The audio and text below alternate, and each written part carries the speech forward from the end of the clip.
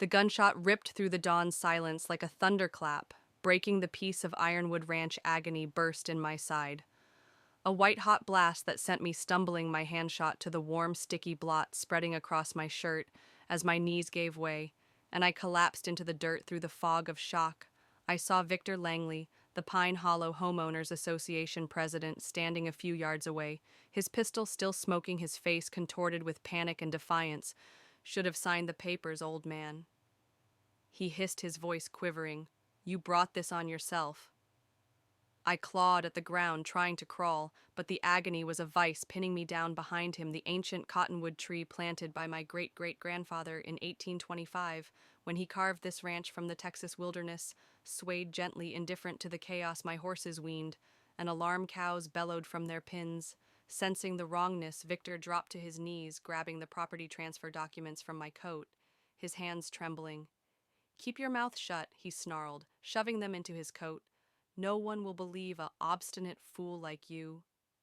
My eyesight blurred, the ranch me family's 200-year dynasty slipping through my hands. I'd endured droughts, storms, and land-hungry developers, but never a neighbor's bullet, as Victor ran to his SUV tires spitting gravel.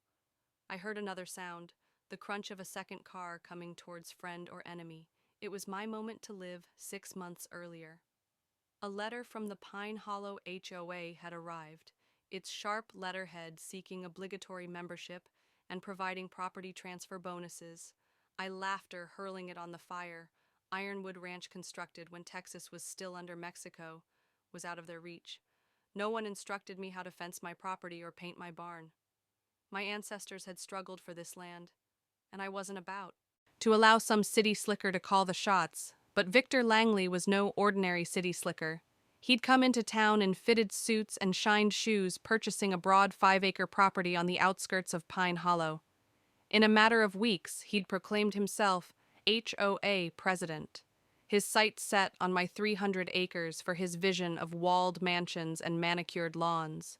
His first call was all charm, a thin smile, and assurances of a comfortable retirement. "Why work on this dusty ranch, Mr. Harland?" he'd said, leaning against my portrayal. "Sell to us, retired to Florida, live easy." I shut the door in his face, thinking that was the end of it. I was wrong. The harassment started small, but vicious fences were cut overnight, leaving my cattle to wander. Water lines were severed, costing me days of repairs. Gates were left open, spooking my horses each time Victor would appear. Feigning concern, his voice dripping with suggestion selling could solve all this. Heron I declined, and his tactics became more aggressive. Fake quotes materialized. Asserting my historic ranch broached HOA aesthetic guidelines, forged notices insisted on being subject to rules not applicable. I consulted with the county land was under heritage. Laws inviolable by any HOA enraged. I saw a for sale sign planted in my driveway. My name emblazoned upon it. I tore it down and strode to Victor's gaudy brick mansion. "Stay off my land," I cautioned, my clenched fist. He sneered, unfazed. "You're not as untouchable as you think." Gunfire peppered my barn 2 nights later, leaving bullet holes in the weathered wood. Sheriff Cole Ramsey investigated, but with no witnesses, and Victor's supporters on the county council. The case went cold. The noose was tightening, and I felt it. Ironwood wasn't just land. It was my blood. My great-great-grandfather had founded this ranch through wars, dust storms, and the Great Depression. Every fence post, every weathered beam bore the weight of generations. Walking away would betray every Harlan who'd fought to keep it alive. So I remained, even as Victor's campaign grew stronger. That fateful morning, he cornered me at dawn, waving his forged papers, demanding I surrender Ironwood. When I refused, he pulled out his gun, his eyes wild with desperation. The shot was intended to silence me, but as I bled on the ground, Deputy Ben Travis's truck roared up the drive. "Mr. Harlan," he shouted, running to my side, his face blanching at the blood seeping beneath me. He pressed his jacket to the wound, radioing desperately. "Shots fired, civilian down Ironwood Ranch. Send an ambulance." "Now," I gagged out, Victor Ben's jaw clenched. "We'll get him. Hang on to me." Paramedics arrived, their hands firm as they placed me onto a stretcher, as they prepped me into the ambulance. I caught glimpses of Victor at the property's edge, arms crossed, observing with a threatening calm. He believed he'd won the hospital rire of antiseptic, and desperation the bullet had skimmed my lung, necessitating emergency surgery 3 days on.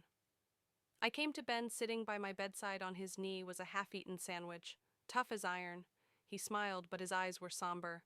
Victor's free, defending himself on grounds of self-defense. He's got councilmates spinning his yarn. My heart dropped. Found this anyway, Ben said, holding up a soil-stained, crumpled sheet of paper. One of Victor's forged transfer forms fell close to the site of the shooting, his writing unmistakable. He's been forging your signature to steal Ironwood. Anger seared through my agony. They're not going to take my ranch? I asked Ben. Nodded. We're not finished fighting danger. Pursued me even in the hospital. Late one evening, a shadow entered my room, the glint of a syringe catching the moonlight. I fainted, sleep heart racing like a war drum. As the figure reached for my fore, I swung, knocking the needle aside with a bedside tray. It clattered, and I knew the intruder, Ronnie Halt, Victor's handyman. A regular at HOE meetings ought to have signed. He snarled, charging his hands, squeezing my throat. I thrashed, vision blurring, until Ben charged in. Gun, he bellowed, knocking Ronnie to the ground and cuffing him. Attempted murder. Ben snarled. Ronnie glared as he was dragged off. But I was alive. Just Ben later uncovered Ronnie's confession. Victor paid him $5,000 to get rid of the problem. But the HOA came at it again, suing to render him mentally unfit, with the purpose of taking over Ironwood using the legal system. They're desperate, Ben told me, introducing Anna Pierce, a crisp-tongued attorney out of town. We're counter-suing on fraud, attempted murder, harassment, everything, she said. Her eyes alight. I had faith in her. Immediately next was the blaze. My neighbor Sam Carter phoned in a frantic tone. Ironwood's on fire. I yanked out my four and a motor, driving me out to the ranch as smoke enveloped the horizon. The barn had become a burning inferno. Volunteers fighting the blaze. S's grandson Tim saw a blackened box among the remains. Anna dragged us back as Ben pried from Opina. Rough bomb rigged to kill the bomb squad. Verified that it was intended to destroy anybody fighting the fire. This is premeditated mass murder. Anna replied. Her voice metal fury took the place. Fear Victor had crossed a line nobody could overlook. Anna called a town hall. The Pine Hollow Community Center filled with angry residents. She laid out the evidence-forged documents, the shooting, the hospital assault, the arson, the bomb. This isn't about an HOA. She told, it's about a man seeking to kill a legacy, Mrs. Alvarez. A longtime resident stood. The Harlans built this town, we owe them. The crowd grew angry, rallying behind Ironwood. Victor struck back desperation at Sam's, where I lived for safety. 2 men in phony sheriff's uniforms burst up at midnight, demanding a warrant for my arrest. Their badges looked like tinny plastic, their rifles too new. Sam let off a warning shot, and I ran to the barn, my wounds crying. Thinking on my feet, I set fire to a fuel drum, rolling it towards the driveway. Flames erupted, pinning the imposters between Sam's shotgun and the blaze. Ben's true deputies finally arrived, arresting them. A telephone recovered from one disclosed Victor's orders complete Harland. No witnesses, the town blew up. News outlet descended headlines shouting, HOA President linked to murder scheme, arson, bombing, Victor's empire come apart. Fraud, embezzlement, bribery. Accusations mounted as the feds and state prosecutors closed in. Neighbors rebuilt Ironwood, pounding new fences, painting sheds, donating livestock. A new tractor showed up, a note that read, for Ironwood. The people weren't simply helping, they were taking back their town. Peace was short-lived. A black sedan pulled up one night, a man in a suit exiting with a leather briefcase. Mr. Heron, I represent Horizon Development, he stated smoothly. We're providing triple market value for Ironwood. I didn't flinch. Not for sale. His smile grew hard, and he pushed a document across. Then you're notified. We're seeking imminent domain seizure through the state. Anger seethed in my belly. After shootings, fires, and bombs, they still wouldn't leave. Ben stepped forward, hand on his holster. Get out. The man departed, but the danger persisted. Anna was already on the telephone, seeking injunctions. Imminent domain for private development is illegal. She lost her temper. She uncovered land grants in 1820, establishing Ironwood's ancient protections towns. People rally fundraisers, bake sales. Even a concert raised legal monies. Strangers jammed crumpled dollars into my palm, whispering, "We're on your side." Surveyors invaded, bogus violations were reported. Dead, dead, livestock were dumped on my gate. Each step chronicled each tactic, engendering Anna's federal lawsuit for illegal seizure conspiracy and harassment. The trial was a circus.